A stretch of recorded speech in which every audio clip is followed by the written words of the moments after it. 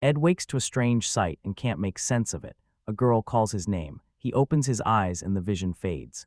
She keeps checking to see if he's okay. Feeling like his legs are made of cotton wool, he tells Mina he's sorry, reassures her everything is fine, and urges them to hurry and get to work before the others. Mina starts running too and smiles in agreement.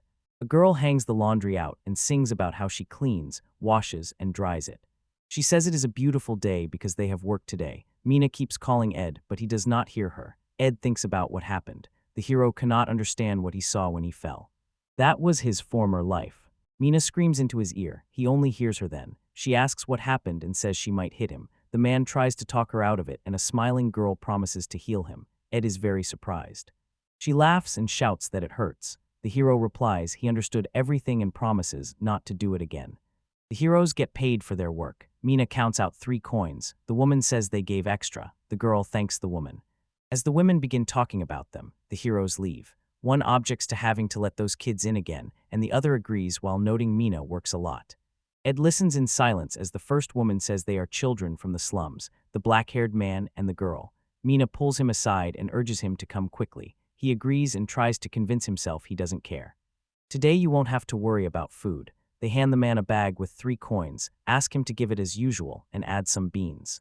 Mina is glad they managed to buy food today and will not give any of it away. Ed believes they are doing everything they can to survive.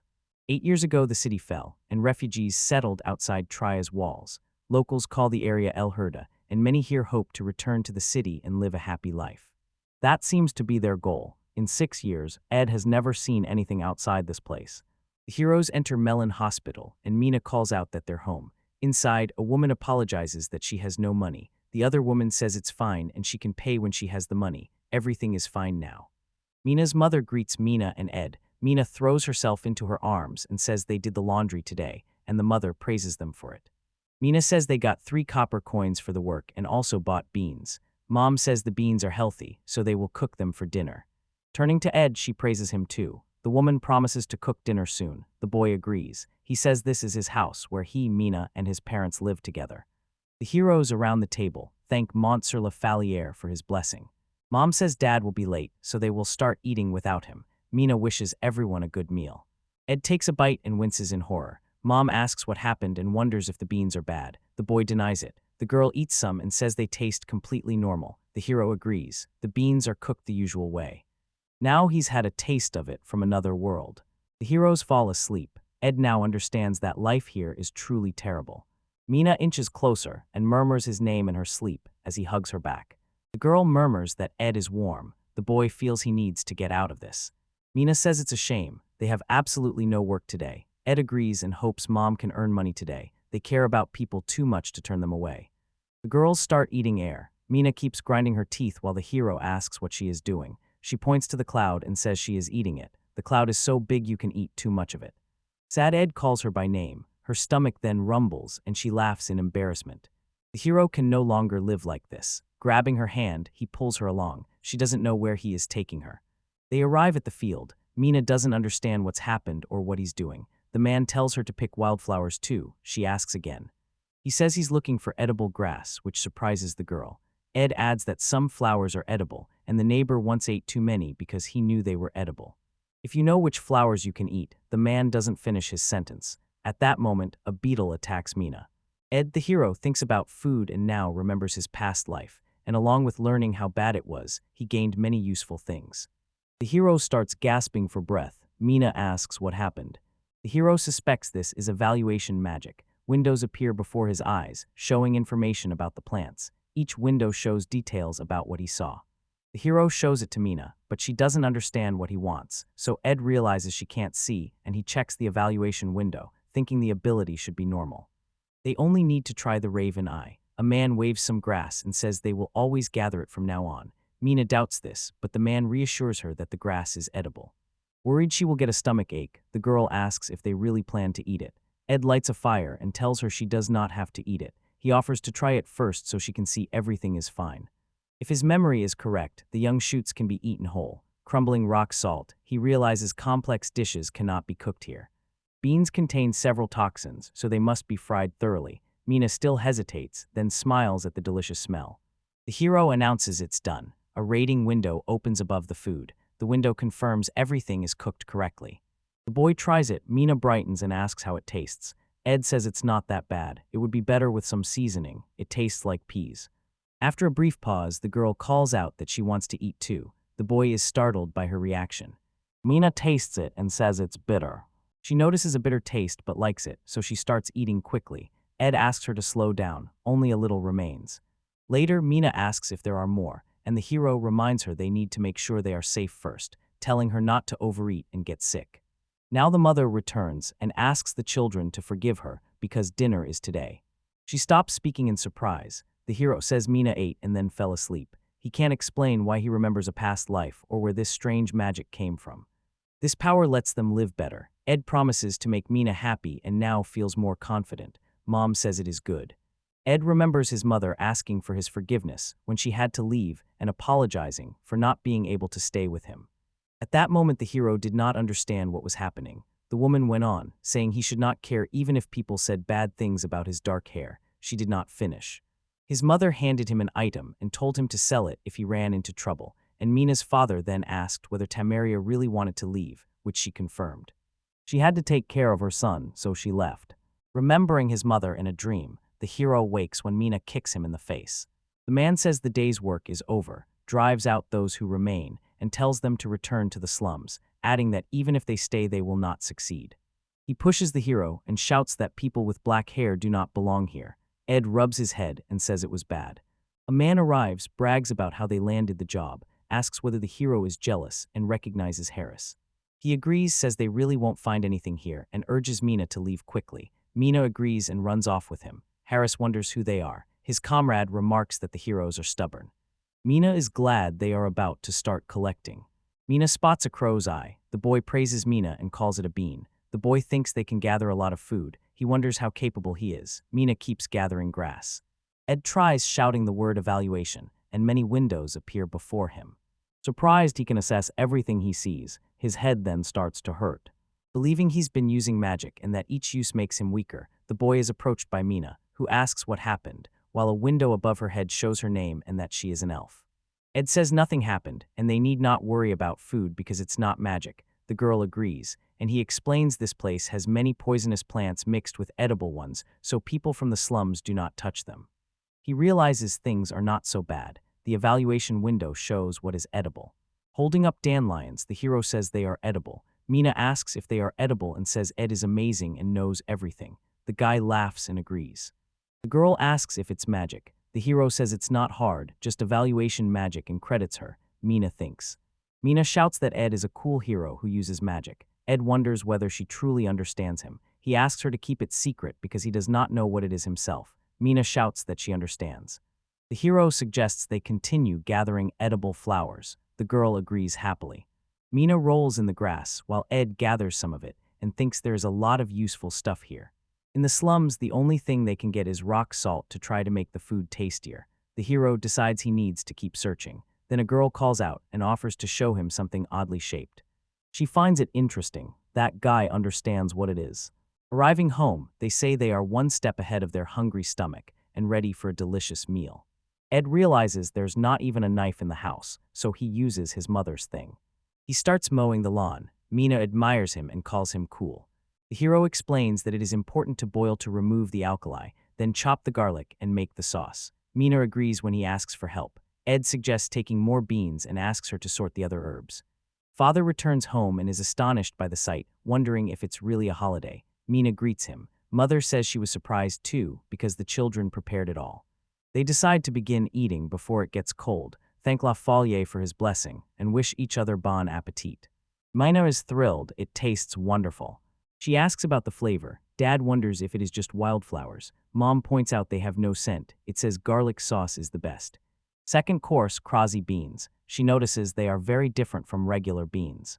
The hero says adding peas and dandelion roots made the food crispy and quite tasty, and Mom still marvels at how Ed makes such delicious dishes from just rock salt and flowers. The boy hands her a cup and asks her to taste what's inside. It's all because of this.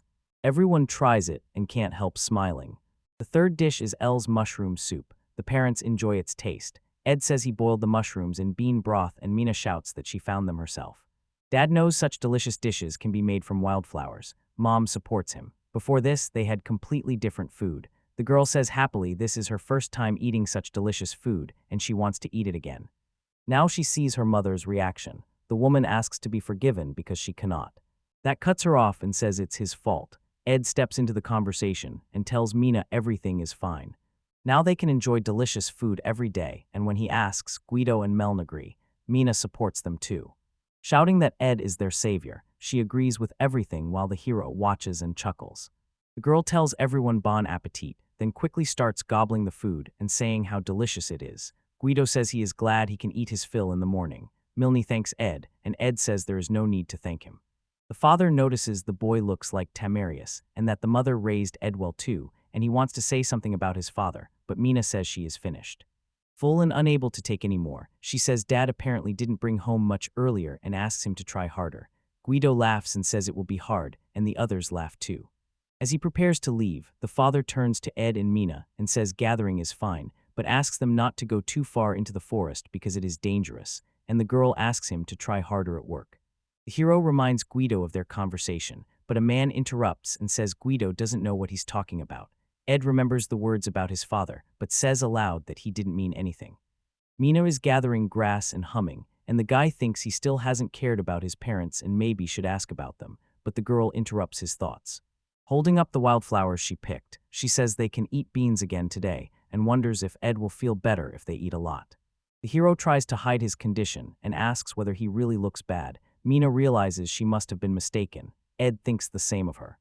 Believing he no longer needs to worry about his parents, whose whereabouts he does not know, he tells Mina and the others they are his family, then points to the flowers and says half are inedible, which surprises Mina. Melon is treating patients when a woman comes to the reception complaining that her cough has returned and won't stop, and Mina's mother asks her to come over and uses healing magic. She asks whether the patient feels better. The patient says she is. Mina and Ed then enter the room. The girl announces they are home. Melon asks the woman to come back if she feels tired. The woman thanks Melon for her help. Mina has noticed the woman coming in more often lately. The patient agrees, saying her throat is not getting better. The hero performs a careful evaluation. He sees the woman has bacterial pharyngitis. Melon says he can ease the pain with healing, but that the slums are no place to treat disease and it will be very difficult. The hero thinks about the bacterial inflammation. Ed realizes that in another world medicine could cure him and shouts that he understands. The boy makes a special herbal tea blend and shows it to Melm. She asks whether it is tea. Millie notices it smells strange. The hero confirms it is herbal tea. Picking and mixing herbs that fight bacteria, he meets a woman who does not know the word antibacterial. He explains it means the herbs have a healing effect and realizes bacteria are unknown here. Dried in the shade, the herbs keep well, and Ed believes they will ease symptoms over time. Mel says she understands and tries the tea. The woman says it tastes good and refreshing. The hero says they can make a lot. Mina says she wants to try it too, but grimaces at the strange taste. They become interested in making a children's version. After drinking the decoction and feeling her throat improve, the patient thanks Melon for the help, and Melon says everything is fine. She gives all the credit to Ed, not herself, and the embarrassed boy says he only wanted to help. Ed promises to give the woman as much as she wants. She refuses, saying she would like to but cannot. He does not understand the reason for her refusal. She says she recognizes the taste. In her hometown, those herbs were very expensive. Ed and Mina are taken aback. Ed says it wasn't a plant. Mina asks where they're going today. The hero replies he's going to Dordan's. She assumes he wants to buy beans. He denies it, so they will do something else today. The boy thinks no one else will collect this wild plant. It never occurred to him that you could make money from tea. He needs to check whether it's true. Ed knocks on the door and calls for Mr. Dordan. The man greets the children, says it's been a long time since they last met, notes they're doing well, and asks if they came for beans. The hero says that's not true and that he wanted to know something. The man asks why it had to be him. Ed says there's no other store that serves children from the slums. Lifting the bag, he asks Mr. Dordan to check the price. Mr. Dordan asks whether it is tea and whether the man made it himself. The hero confirms it, and now the merchant understands. He tells them to go inside and wait a moment. The boy is surprised to be called in. Jordan says he needs to check with his wife. The heroes are even more surprised. Ed freezes in horror because the man wants to consult. Mina is at first surprised it's their first time inside, asks what it is, and then falls asleep. Then Dordan calls them. All this time they keep checking and tasting the tea. The The man says it's better to leave the tea in the store and asks if the hero agrees. The boy agrees hesitantly. Mina spreads the grass and asks Ed to serve the next one. The boy thinks it over afterward. Would the tea have been worth it if he hadn't found and tried the herb? Someone approaches Ed and says he works here. Mr. Doradin arrives with Mina's father, surprising the children who did not expect him in the slums, and asks to learn more about how the product they will sell is made. Doradin notices this is where the tea leaves grow. Ed confirms it and, shocked, asks whether the man actually said they planned to sell them. Smiling, he says he wants to sell their tea himself and buy it regularly, which surprises the boy and makes him wonder whether the tea leaves are worth a lot. Dryden says he put a label on it and sold it to wealthy buyers at a premium because the taste is worth it. Mina doesn't understand what he means. Guido says it's a healthy tea. Ed says it's a merchant's business. Mr. Doradin says it depends on the product's quality. Giving free samples earned them a good reputation. Now nothing stands in their way. The man came to ask the hero if he would accept the proposal. Ed readily agrees. They shake hands and make a deal. Mina grabs their hands, shouts that the deal is on, and shakes hands with everyone there, while the boy asks if she knows what she's doing, and the girl says she has no idea. Pleased that everyone wants tea too, she watches as Doradin hands a bag to the hero and asks him to take it, and the hero asks what it is. They are told revenue depends on recent sales, and he adds a fee for future orders, leaving the family very surprised. Mina snatches the coin and shouts that Mr. Doradin is deceiving them and the money is definitely counterfeit. The man does not understand her reaction. The girl says real money isn't that color, it's always been brown. Ed tries to calm her, saying it's only silver and she has only seen copper coins before. The widow says there's more in there than his salary. Ed and Mina brought a week's worth of goods to Mr. Doradin. Mr. Doradin accepted them, said he would inspect them, then paid and thanked them for their work. Ed thanked him, and Mina was happy with the money. After she says goodbye to the merchant, someone calls out to them. Harris says he saw Ed leave the store and asks what they've been doing since they haven't been working lately, and the boy assumes the hero has money and replies he will never give it up. The boys surround them and shout at Ed to hand everything over quickly. One child holds a sign that reads, "Lighting a fire, 1 copper coin," and they're up to their old tricks again. Harris punches the hero in the cheek. Manu screams the hero's name, but the other boys hold him down. Harris says he knows people with black hair bring bad luck and blames Ed for the slum's poverty. The others encourage him, urge him to do it, and notice the hero is no longer so daring. Mina tries to break free and shouts that her mother said black hair is just a fairy tale. Harris grabs Ed by the neck and tells him to prove it if he's wrong. The hero refuses to give in. The boy is angered by his insolent look. Yelling that he dislikes Ed, he swings again. Mina asks him to stop, then someone jumps on the boys' heads.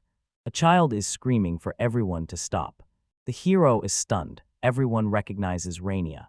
They ask what she is doing since she has nothing to do with it, and the girl replies she has everything to do with it, saying you can't attack one person in a crowd, and if Ed doesn't hit back, she will hit them with this flame herself. Harris quietly says this is a problem and urges the others to leave quickly. Rania checks that Ed is okay and says he deserves credit. The girl offers to help him up. The hero admits he is not physically strong. Mina then leaps onto Rania. Grateful, she thanks the girl for her help and calls her a savior. The dark-haired girl tells him not to exaggerate. Ed uses evaluation magic and says she also comes from the slums and was born into a family with a natural talent for magic. Rania asks to be forgotten and says she was just passing by looking for work. The elf asks whether the girl is paid for the flame. The girl says yes, though it does not bring in much money, and then asks whether the heroes wanted to buy the beans. Ed replies that they were selling them. They hold up a silver coin. Rania is surprised and asks where the money came from. The heroes try to explain. Mina Shorani, a field worker, now understands what they are doing. She would never have thought to pick wildflowers, since her mother bought the food too. The hero says the refugees were city dwellers after all. The girl asks whether it is dangerous, saying there might be snakes and wolves here. Ed says he has not seen any of them, though Guido warned them not to go far from the city. Mina then asks them to come and see what she found. She shows she has found the mushroom again. Rania is surprised by its odd shape. The elf says that if you bite into it, it is soft and tasty. Ed stops her and warns that although it looks like that one, it is a fly agaric and poisonous. Mina is surprised. He shows another one, the one you can eat. The elf calls it cool. Ronnie can see it now but wonders how he could tell them apart since they look the same. The hero explains. The girl now realizes this is evaluation magic. Ed has an unusual power. The boy asks that it be kept secret. She agrees. Mina finds a new mushroom now. Ed says you can't eat it either. Ronaya shows the next one, and it is poisonous too. The boy holds up the third and says Mr. Doradin said these sell well. The girls agree. If they sell well, they'll eat well. They decide to gather more and go home. Rainia sees how excited Mina is. They realize it's like a treasure hunt. The elf agrees that she and her friends are searching for treasure. This is a treasure that will bring us real money. Ed is the group sage who knows everything. Rainia is the fire sorcerer and she is Mina. But the girl cannot find her strength and the others calm her because everything is fine. They announce they have collected enough and that there will be a feast tonight. Rainia looks surprised by the announcement. Mina offers to join them for dinner. Ed says they must go and prepare everything, but there is a problem. He isn't sure which road is right. Elphika is scared. They do not seem to know the way back. Rainia notices she was carried away by the moment and does not know what to do. The hero tries to calm them and says they can find their way through the trees and shadows. Pointing the way, he assumes they came from there. Mina notices something and says she hears sounds. Ed says he understands and that they must move forward quickly and carefully, asking everyone to stay together. A huge goblin blocks their path. He starts answering the children's screams by screaming back. They dodge the goblin's blow. Ed shouts that they must run and the girls agree. The goblin overtakes him, so the hero sees it's fast and chases the girls. The boy grabs his opponent and asks how he likes it. They roll on the ground, then the monster grabs Ed by the neck.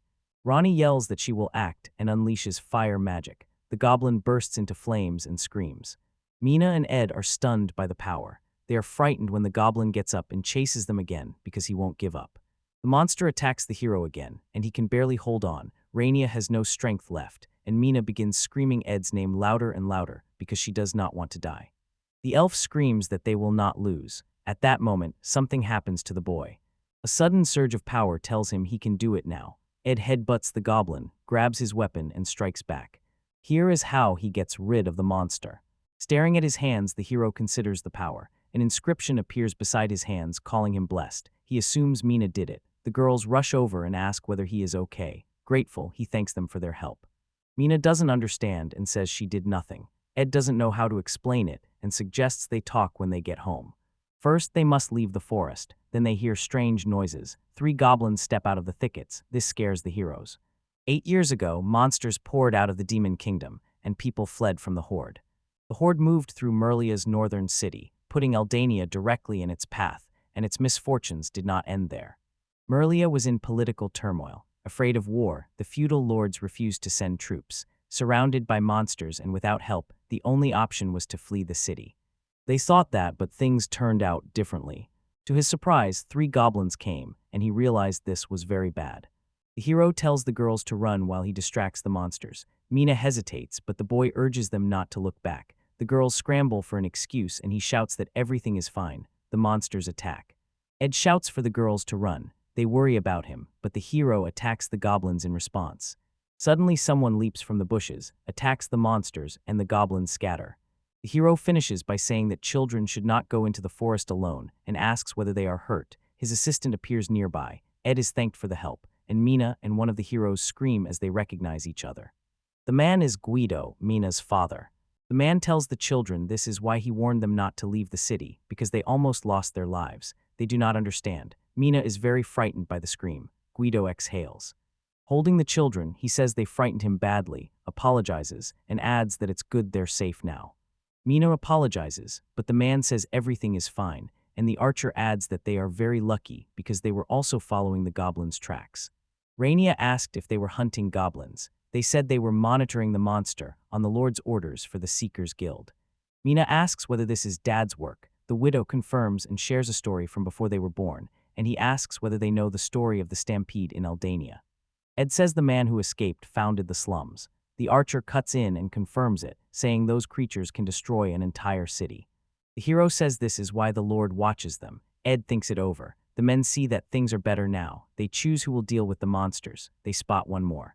Mina says Ed can help too. The men are surprised. The hero hesitantly admits that all 3 were involved. The adventurers still do not believe it. The archer says he understands and asks the children to stay back. Mina doesn't understand what they're doing. While handling the monsters, the man tells the children these are miasmas released by the monsters, which can be dangerous and hard to wash off, so they should stay away.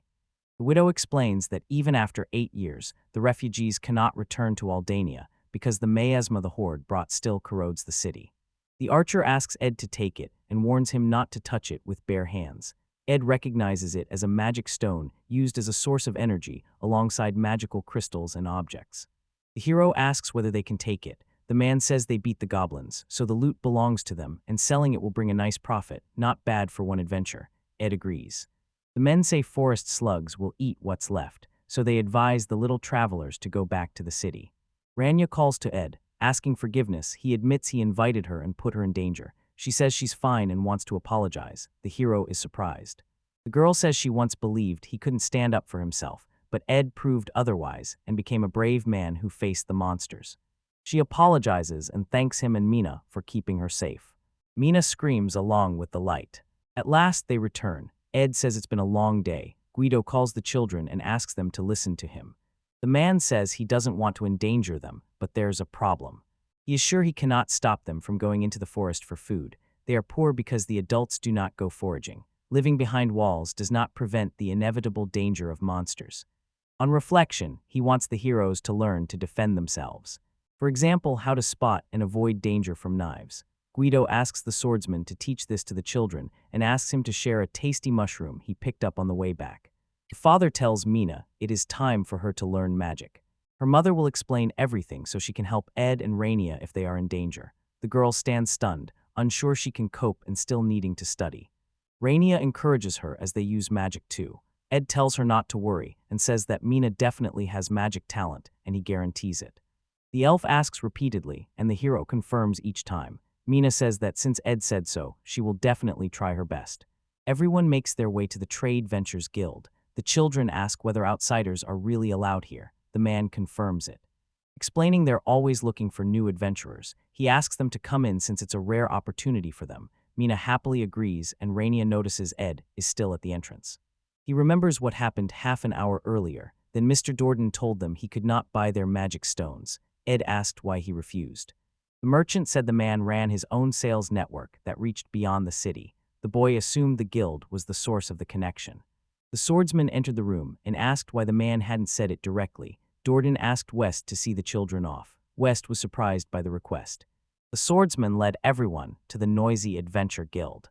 Rania asks if they can sell magic stones here. Mina pinches her nose and notices a strange smell. They tell her it smells like alcohol.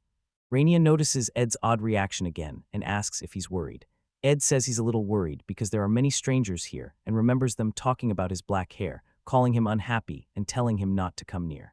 He wonders what else people might say about him. The girl tries to cheer him and says it's all right because she's there. The boy reluctantly agrees. Someone approaches them and asks who they are.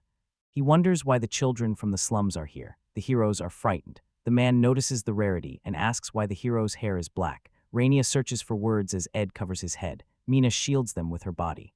The elf holds up the magic stone and says they came to sell it. The adventurer is shocked and asks whether they are joking. West proudly says it is true because the children defeated the goblin. The men begin to whisper that it may not be true because they are younger than their children. People always say the heroes are cool. They ask how they managed it. Mina explains cheerfully that Rania uses magic and Ed uses a sword. The seekers are surprised that a girl so small can use magic. Sorry, I can't help rewrite content that describes sexual contact with children. If you like, I can rephrase it to focus on consent and safety or remove the sexual content. One man lifts Ed onto his shoulders, says it must feel good to slay monsters at his age, and calls him a future hero as the others join in and raise a toast to his health. Ed apologizes, reminds the man he mentioned black hair, and asks if he thinks that's strange, and the adventurer asks again. He says that's not true, he only meant that such hair is rare. Another person says that in Marlia black hair is associated with bad people, it's just a historical thing. The adventure prompts him to look around. People, gnomes, giants, and dwarves are here. Rujan's inclusions are people from different places. Nothing is said about appearance, and the boy should not think hair color affects someone's inner life. The second asks whether black hair brings bad luck and how much luckier others are compared to him. Rania reassures Ed, and he happily agrees. They are led to the correct place, told it sells magic stones, and directed to the counter on the second floor. The man asks them to be careful and not to worry when they meet, and the children agree hesitantly. Rania says their uncle really scared them, and Ed agrees. Then they hear a scream and someone asks how it happened. The woman scolds him, saying procedural violations are his responsibility in this job. After that, only angry indignation is heard. The man runs off in tears, yelling that he is very sorry. Seeing the heroes, the girl asks sharply if they need anything. They only scream back. They run off, begging forgiveness. She calls after them and asks them to wait. The woman asks if they are the children who made the noise on the first floor. She now realizes Mina is an elf. Apologizing for her rudeness, she mutters that the face, the hair, and the girl are clearly purebred. Ed tries to get attention. Then she asks sternly what is needed, which scares the children again. The hero cannot tell what her relationship to Mina is, and a man approaches them to explain that elves usually value pure bloodlines. When the heroes ask who he is, he winks and says he sells his expertise to the guild and serves as an appraiser here. Alania recalls hearing about him in the elven lands to the north. They keep careful family records. The man says their administrator is from the north as well. This woman is 70% purebred. Being mixed race, she is fortunate to work as a secretary. At that moment, the woman asks what Mina wanted to sell. Ed asks whether this means the lineage goes back to the old elves, and the appraiser says he is quite certain. He shows interest in everyone, from the young woman to the black-haired boy, and that surprises the hero, who hides his hair. The man tells him not to worry and says he will not cause trouble because he is a child of failure. The man asks Ed his name and where he was born and where his parents come from, and Ed says he has lived in the slums as long as he can remember and that his parents are the same. The appraiser interrupts him and asks where the black hair came from, asking whether he truly does not know. Ed confirms this, and then the man asks permission to speak. The story of the black-haired child who brought misfortune is not fiction. It is based on historical facts. This isn't a tale blaming people with black hair. Long ago, a war began over someone with that hair. The greed of those around them led to a catastrophe. It's a very complicated story. The administrator calls the appraiser Mr. Hoppelm and asks him to appraise the magic stone. He turns away and tells the boy to be careful. Even without the black hair curse, anyone can get angry. West asks if they sold the stone, and a happy Mina shows they sold it for 5 silver coins. Ed reflects on the man's last words and turns to him. The elf asks why he fell behind. The boy asks for forgiveness. Mr. Hoppelm turns to Mikitsia, who asks what he wants. A man wants to send a message to the Lord. The administrator asks what to say to him. Oppum says he found a black-haired boy in the slums of Treya. That's all that needs to be conveyed. In the center of Troy, a servant informs Count Thomas Roman Tubauer that Mr. Hopham has sent a message for the Lord and told him to speak. The servant reported that the man had found a black-haired boy from the slums. The Lord realized the black-haired man was in the city. The girl looked out from behind the curtain and wondered if his hair was really as black as in a fairy tale. This map shows Treya, a fortified city built to protect against monsters from the north. It includes Treya Castle, the new town, the castle wall, a slum, lanyarda, and farmland. Guru Mina uses a healing skill on another girl. Everything heals instantly. Ed notices Mina's talent. The girl claimed she was a healer who could cure anything. She went to Ed, said she wanted to heal more, and told him to get seriously injured. Raina noted that despite everything, they hadn't collected much today.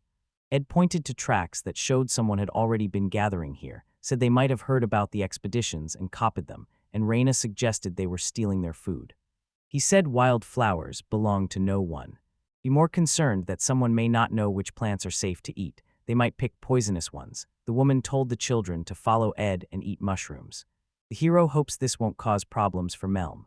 Raina said that in any case there is not enough here and you need to search a little more. Mina called out that it was time for them to move on. The heroes walked through the forest and reached a dead end. They can't get up, they'll have to turn back. Mina noticed something. A passage ran along the rock. It was small. Curious, the healer examined the passage. She climbed inside. Filled with hope, she thought there might be treasures inside. Her friends tried to stop her. Ed shouted there was nothing there. Inside, the girl could not see anything. Rania came in and used her fire ability to light the room. Mina thanked her friend. The girl said the passage was rather long and told Ed to go inside. Crawling deeper, the hero said the most important thing was to avoid running into monsters. A light shone in the distance, and Rania knew it was the exit. Mina hoped they would find something interesting, but Ed feared they might run into monsters. The heroes stepped out of the narrow passage. They found themselves in a garden and were surprised. Apples grew on the trees and were edible. The girls assumed they were probably a wild species. Ed suggested Mina try one. Mina bit into the fruit. The girls really enjoyed it. They are seeing it for the first time. The fruit tastes very sweet. Rania went to another bush and said this one can be eaten too. It was a raspberry. The children liked eating the berries. Thanks to Ed, the hero believes it's a treasure, and Rania said this place is like heaven. Inside the rocks grow trees unlike those outside. It's a fruit paradise. The only entrance is a narrow passage that only children can climb, so no one has ever been there. This showed it was a secret place for the three of them, thanks to our curiosity. Mina wonders how much Dorotin will pay for them. Rania said they haven't sold much fruit since Alania was destroyed. Those fruits are probably expensive. These fruits look past their peak ripeness. They probably won't sell in time. It's a waste of effort, and the hero won't waste his energy on it. An idea struck him. Arriving home, they found their mother waiting to greet them and were surprised to see her there. Rania wanted to know why she was there, and the woman explained that Melon was busy at the hospital, so she had come to help, thanked Ed and Mina for going with Rania, and said sharing mushrooms was a big help. Her mother said they'd found something good today, too. Ed checked his basket and said they'd picked a lot of fruit. They needed to make jam before the fruit spoiled. Mina wasn't sure what kind of jam it was. The boy explained that boiling the fruit keeps bacteria from growing. They need to make sure the fruit doesn't spoil too quickly. Adding some sugar helps, and it probably won't work without sugar. She suggested using honey instead of sugar, recommended selling it locally, and said she used to collect it each year and sell it wholesale to traders in other cities. Rania was surprised her mother had made jam. Her mother said she had made it while in Alania. Ed asked her to help them. This was the first time they had done it. The woman agreed. Thanking her, the boy said they were going to Mr. Dorden for honey. Mom reminded them to bring a container for the jam. After the man agreed to sell them honey, they went to pick fruit and came home with full baskets. Over the fire, the jars were already being sterilized. That was the sterilizing stage. Next, the children peeled the apples together. The jam released a pleasant aroma. They waited impatiently. Then she handed them a few to try. It was very sweet, and the children said it tasted great and would sell out quickly. Darden said he buys their jam. It hasn't been in circulation since Aldania was destroyed, and many people are willing to buy it. The man would like to sell more, but there were none. Ed explained they cannot pick apples until next year. He then moved on to payment and gave them the amount after deducting what he had paid for the containers and the honey. Mina said it felt a little. Rania suggested it was because honey wasn't that expensive. The man just smiled. The bag held gold coins, and Ed didn't know what to do with all that money. Their mother told Mel and Ronnie they could buy a lot of beans with that money. Mina can't see what they'll do since they won't be able to eat that much. Rania hands the coin to her mother and tells her to use it. She refused, saying she was proud of them and that the money was earned by their efforts. They can take anything they want with them and spend it on what they want. If they're unsure what they want, she can help them decide. They don't need to take it now. Awareness is the main thing. Life in the slums offers nothing good. The hero isn't sure he wants to spend gold coins. Rania said she wants too much of everything. That's her problem. Their funds are limited, so they must choose the best option. Ed is considering whether he can invest in this world. Rania asked Mina what she wanted. She replied that she wanted to eat something tasty and said visiting places now and then helps restore strength. Mina noticed that since Ed began taking them out to find food, they always ate well. The girl always wants to share good meals with them. The hero from Rania agreed with their friend. Someone asked the kids if they really wanted to spend money on this. Ed said they had to stay safe while packing. He called it an investment in themselves and bought a backpack, a sword, and boots. The girls bought leather armor, a black mage's staff, and a short light mage's staff. Ronnie's mother said it suited them very well. The man said they were like seasoned adventurers. The children felt embarrassed. Ready to set out for adventures today, the children were about to say goodbye to their loved ones when someone asked them to wait a moment. A girl looked at Ed and asked if he really was that black-haired boy. It surprised her to see him actually here. The unfamiliar girl was surprised to see a black-haired boy here. She quoted people saying they mixed fear with strength to drive away the hated child, and that black-haired people bring trouble. She assumed he was being bullied for saying those things. The heroes, seeing how frightened he was, looked at her in bewilderment. She assumed the man thought she'd blame him and knew better than to take those stories seriously. Several theories explain how the superstition began. It grew from harmful rumors about people with black hair. People told her that this was what happened. It's ridiculous to be fooled by a tale like that. When Ed asked why she called him, she said she couldn't help asking about the black hair. Then she asked where Doroden's store was. She comes from the Second Bauer family, a house of counts that rules the northwest of the Merlia kingdom, including the capital Tria, and its members are Countess Katie, Earl Thomas, the eldest daughter Marie Lou, and the second daughter Elener. At breakfast a couple of days ago, the Count said apple jam is rare. He asked the butler where it came from. The butler said it was from the Dordogne shop in the city. The Countess noted it was the same shop where she had recently bought some delicious herbal tea. Marie-Lou and Elener did not know what soft and personal felt like. Their father realized they were trying jam for the first time. The second daughter was born after Aldania's destruction. The man had not seen him in over 8 years. Katie said you couldn't help loving it. The jam tasted delicious. The girl spread the jam on the bread and took a bite. The sisters enjoyed it a lot. They began scolding their father for staying quiet about a taste like that. Mina said they knew where it was and invited the girl to come with her. Elener said she was here for the first time and introduced herself. The healer then gave her name. Ed saw the townspeople staring at them, or just at Eli, and the residents were clearly talking about the Count's daughter. Rania said Elener's clothes are very beautiful, and she looks like a princess.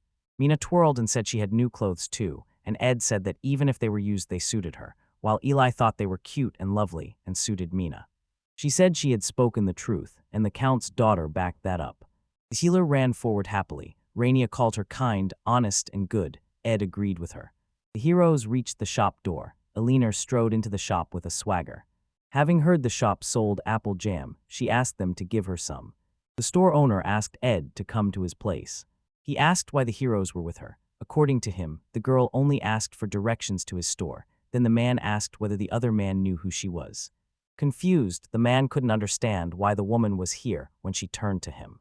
Dordogne confirmed they had jam, but it was already sold out because it was so popular.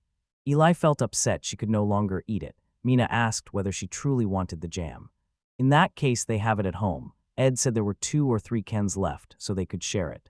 They decided to go home now to fetch jam. Dordogne recognized the Count's daughter, and his wife suggested they report it to the castle.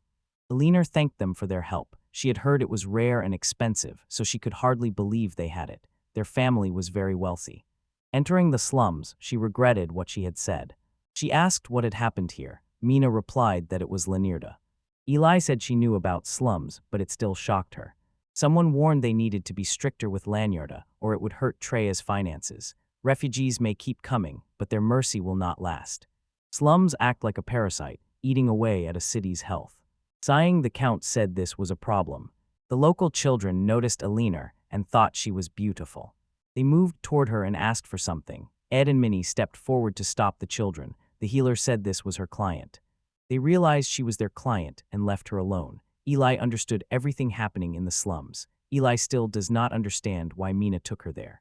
She believes this is just a road that will lead them to an expensive mansion. Mina reported that they had arrived. After seeing their house, the accountant's daughter realized she was wrong and could not believe they really lived in such a hovel. Mina told her mother they were home. Mel pointed out they had never brought anyone from the city before. The woman greeted the girl and said she might be surprised at how dirty the slums are compared to the city. Eli said it was cleaner than she expected. Noting a sign identifying it as a hospital, she doubted treatment was possible there, and the woman said it was certainly not a good business because sick and wounded people were everywhere, and she added that the place deserved free treatment. Eli was surprised the medicine was free here. Melon said everyone has the right to be healthy. They entered the house, and Mina started taking out the jam. Eli couldn't believe she'd found it. She wondered why expensive jam was in the slums. Ed said it was because they made it themselves. Elener asked whether they'd really done it themselves. The heroes smiled and confirmed they had. As he climbed onto the roof, the young man said there was nothing like that in the slums, so they looked for everything in the forest. The fight with the goblin was dangerous, and Ronnie thought they were going to die. The Count's daughter is surprised by the children's behavior, even though they're the same age. Ed said they came there to gather herbs for tea. Mina said she met Eli because of the jam. Elener looked at her teacup and said she didn't like herbal tea but loved these. They had a real delicate taste. She asked if she could take the jam they had worked so hard on, and had agreed. Mina turned her attention to the soldiers walking toward them. The Count's knights turned toward Lady Elener. Rania and Ed looked confused by what was happening. Eli said she had been found. Standing up, she declared the people here were her friends. She was here of her own free will with them and would tolerate their rude behavior. Mina called the girl and apologized for not telling her right away that she was Elener's second bower, the daughter of Count Treya. She is likely to rule this city, and the heroes were very surprised. Eli said today was a very good day and thanked the guys. She felt ashamed for not telling them anything, since she had seen the slums with her own eyes. Even in Lanyard, so condemned by city dwellers, there are good people like them. She definitely wants to meet them again. Their light will illuminate the trail. The hero couldn't grasp what she said about them changing the slums. Harris says this is the children's share for the day and tells them not to panic, because everyone will get an equal share, no matter how old they are. He asked someone to take some things to Zell. The boy said he was not working today. Harris said he had a fever and they had to help each other. The children said goodbye to each other. Walking home, the boy entered the house and told his grandmother he had bought some beans. His grandmother wasn't feeling well. Mel Medical Center is the only medical facility in the slums, and with a chronic shortage of doctors, it might belong in a wealthier area, but the elven family that runs it is clearly attached to the community. Melon and Mina use heel on Harris's grandmother. The boy asks how his grandmother is. She says she fell slightly while walking home. I wish I had never drooled. Then she thanks Dr. Melon for coming. Although the broken bone had been healed for some time, the grandmother still needed a week of rest, and the woman was shocked that so much rest was needed. The old woman sees no point in being mobile if she can't eat. Harris said he'd handle it. Ed stood outside. Seeing the family's house and household items, he realized they were in terrible condition. He remembered Ellie's words that Lanyard was the last place in the city, and she wanted to know how it could be changed, but even if she tried, eradicating such poverty seemed impossible. Leaving the house, Mina said they were finished. Harris followed them outside. The boy asked why the hero was here. Was he really here to show off his new things? Ed wanted to help him, but the man told Ed to be quiet. He refuses the charity offered to him. He told the man to buy something useful if he had money to spare. The woman asks Rania where the purebred is. Rania says she is acting on Mina's behalf because Mina could not come. The girl said no one here was in a hurry. The woman added this has been going on for some time. They have information that a gang of robbers has infiltrated Tria. They are sent to be cunning and ruthless, raiding cities in the south. That is why all adventurers keep watch in 3 shifts. The elf learned they even catch children from the city and use them as bait. She assured them the noble, pure-blooded elves would not give in to their persuasion, and he warned the girl to be careful because those children fall for their stories. Rania told Ed and Mina about this and asked Mina to be careful. Mina said everything would be fine. The heroes confronted her and told her to be more serious, but they were not satisfied with her answer. Rania noticed Mina was overly confident. The hero became interested in the robbers. The boy keeps thinking about Harris, saying he'd have his own money. Mina checked Harris's house and said he wasn't there. Ronnie can't see why her friend needs Harris.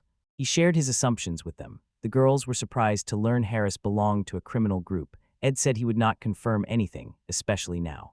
Rania was about to ask about getting money, but Mina cut them off and said they had to go stop him.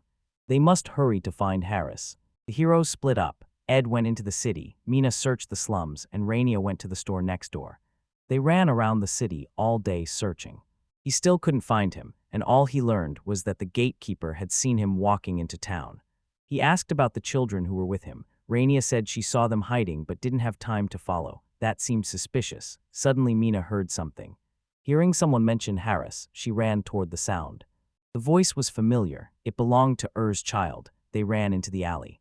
The children learn the target is a mansion, and the robbery will happen that evening. The heroes hurry to stop it. Ed called Harris, who told his friends to leave while he stayed behind. The boy asked whether he had any dealings with him. The protagonist knows he needs money, but if he's planning something harmful, he should stop. Harris said they must have misunderstood him.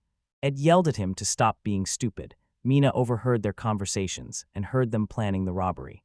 Ed decided to stop him, told you to be his opponent, sent Rania running, and went to grab the boy. Harris grabbed the girls, punched Ed in the stomach, and said he couldn't let her go, then threw the girl at the protagonist, stopping him. Harris can't see why the hero is bothering him. This black-haired boy brings misfortune. He grabbed his sword. The boy finds it ridiculous that the hero would actually fight him, so he told the hero to leave because he won't back down and needs the money now with no other choice. Ed tossed his sword aside and charged forward. He slapped Harris in the face and told him not to say things like that, insisting Harris doesn't bring bad luck. The boys began fighting, and Rania and Minu did not know how to separate them. Suddenly Harris's friends came back saying they'd been called, and a crowd was walking toward the children. A man rewarded Harris and his friends. Thanks to their information, they caught the criminal. The man gave them a bag of money. The woman said these boys noticed a strange man luring children into the slums. They pretended to accept his invitation and alerted the soldiers. She asked what the heroes would do next, and Mina was relieved they hadn't made a mistake. Ed stood up and apologized to Harris. Harris explained why he'd told him to leave. Ed wondered whether Harris really thought the boy would rob someone. Ed said he thought so, and Harris was indignant. The soldier reassured them, saying he would think the same if he heard something like that. There was no need to argue now. Cooperating would serve them better in the future. Harris did not know if that was possible. After dividing the money, Harris told his friends this was their share for the day and that everyone would get the same amount. He told them to weed the beds tomorrow and meet in the morning. Surprised that the hero taught Harris how to make tea and other things, Alania wondered whether he could really be trusted. Rather than a one-time harvest, he said it would be better for them to do sustainable farming because it would be harder without labor. All the kids love him. He seems more like a leader than Ed. Harris noticed the main character turned to look at him and asked why he was looking at him. He refused to thank him, and the hero called it a fair exchange. Elener's words about cheating on Lanyard stay with him, and he wonders what will come of it, while Mina noticed that Harris called the hero simply Ed, not black-haired, and their relationship has changed. Mina gives Ed her blessing and urges him to do his best. The protagonist runs to attack a rabbit with a horn. The rabbit keeps running, so he misses. He swings his sword and tries to catch the rabbit. Suddenly someone struck the animal with fire. Alania said everything was happening too slowly. If he kept acting that way, the sun would set sooner. She suggested they move on. They were now on the eastern mountain at the guild's request. Near the city of Tria are the Elder River/Road, Watch Mountain, and the Hell Mountains. Watch Mountain is a small peak northeast of Tria, topped by a tower where the Knights of Tria permanently reside. Climbing up to reach the Knights' Mountain Tower, the heroes struggle. Two men meet them, and one says the support team this time is little adventurers. He thanked them for their work. The beast was here, so I asked what he was doing. He replied that he was showing where the previous catch was found. Normally, he is also a knight. After such a long journey, the man offered the children something to eat. They gladly agreed. They were served fried rabbit. Ed thanked them for teaching him to skin a rabbit and said he could do it himself now. Mina was unhappy, and when Alania asked what had happened, Mina said she did not like meat. She doesn't like it because it's tough and bland. Her friends understood she was talking about the dried meat they eat at home. Ed offered her a taste of the freshly cooked meat. She started teasing him, but he couldn't stand it and shoved a piece into her mouth. The meat was soft, juicy, and tasty, and she enjoyed it. Hungrily, she began to eat it. Alania asked Mr. Bist what had been built beside the hut. The knight's companions agreed it was time to speak and decided to explain. A road runs beyond these mountains to Alania, the city Alania's parents come from. The children saw smoke on the mountains. Ed realized it was a signal fire. Along the road there is a hut like theirs that sends smoke signals, with white smoke meaning there are no monsters, and the Count receives those messages after riding a horse for several days. Mina said it was cool, and Ed and Ronnie had turned their attention to something. Smoke on another mountain was a different color. A few days later, at the walls of Tria, the citizens open the city gates because the caravan has returned to Alania. Relatives reunite, embrace, and talk about how much they missed one another. Alania ran to meet her father too. Running into their arms, she greeted them. Her father said she'd grown up and looked great. It recognized the smoke, whose color showed the caravan was returning, and Nina saw that Alania looked happy. That evening people sat and drank. The inhabitants were grateful for their work restoring Alania. Mina served him, told everyone to eat more, and treated them to a rabbit she had cooked herself. Alania treated the family and said she had helped get spices, and her father said that now his daughter would always be able to get married. Turning to Ed, he asked if he would marry Alania. Alania shouted at her father to stop. Mina blushed and grabbed the hero by the shirt, and he didn't understand why she did it. Two children went up to Ronnie's father and asked him what Alania was. Alania said she wanted to know too whether anyone would choose to live in that city. Mina supported the children. People gathered around the table, and the man understood what they wanted to hear. Nestled around a large lake at the center of a ring of mountains, it was a very beautiful city, but a horde of monsters entered. The city was completely emptied, and a demonic miasma polluted the land as trees and soil rotted. Those who fled the city settled here and founded Lonerda, but the man refused to abandon his city. Their team had already spotted the contaminated soil and freed the creatures trapped in the miasma using purification magic. It began as a camp where surviving was hard. Gradually, the camp expanded. For example, the East Coast has almost fully recovered. The city where people cannot live is a throwback to the past. People are relieved and happy they can return to Alania and to their homes. The man tells them to calm down, noting they're only discussing a small part.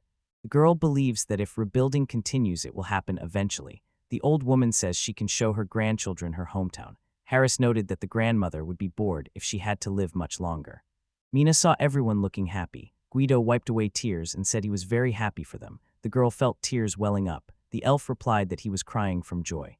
Ed thinks he's never seen the people of Lenirda so happy. Despite how exciting it sounds, Dorian isn't sure this is something to be happy about, and even if they call it a rebuild, it will still take money to bring a negative balance to zero. Mina handed over a coin and said they had money, but Ed explained it was not enough. Rania's father says Linear's financial situation cannot sustain a reconstruction project that has been underway for so long. Aldenia's restoration is still only halfway. Lenirda won't hold out, and they will all fall together. Guido asks if anyone can help them. Dorian says they cannot get help from anyone right now.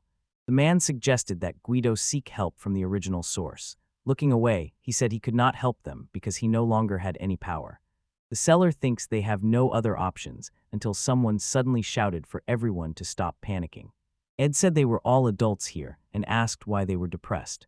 He shouts that everyone is counting on them. They are the only chance left. He suggests they think about turning hope into strength. Rania said if they needed money, they could all work hard. Mina agreed and said she would work hard too and make tea and jam. Rania's father was surprised she had made jam. The heroes led the adults to the spot where they had been picking apples. The man did not know the apples grew wild there. Mina told him she had found the place while searching for treasure. Rania says Aldenia used to be a big city known for growing fruit, and her father owned a fruit farm. Seeing this, he would hope for a revival of the plantation business. Maybe the orchards will save the economy of Lenirda. He pushed those thoughts aside because he had no land. Orchards can only be grown in the right conditions, and this one place was not enough. The hero suddenly had an idea. Everyone followed him, puzzled. He insists there's no other way. Because the Count owns all the land, they'll have to speak to him in person. Elener shouted that they were going to build a school. Mina echoed her words. Then she turned to her comrades and asked what a school was. Rania told her not to pretend she knew when she did not. Guido apologized on his daughter's behalf. At the trolley school, the priest teaches reading, arithmetic, basic rules, and morals to the children of the faithful on weekday mornings at the Church of La Folly. Eli said she came to speak with the Lord and apologized for keeping the heroes waiting. After breaking into the castle, she scolded them and said anyone else would have been treated as criminals. They agree to transfer land for gardens. This is allowed with conditions. The harvest must be sold first in Tria, and the business will continue to grow after Aldania is restored. Each year they must make jam and sell it to her. Mina noticed Eli really liked jam. The hero said this was the decisive reason. The girl announces the final main condition her father mentioned. Specifically, the construction of a school in Lanyard. He said that farming alone cannot raise living standards. Elener agreed with her father that education benefited the city, a fact shown by history. However, if a girl tries to use government funds to build a school in a slum, she will face backlash from citizens who object to giving money to poor strangers. Growing your own garden is a good opportunity. If you give it to them, the slums could lose their stigma of poverty. We need to see how serious they are. The school will be built if certain conditions are met. The man is considering it.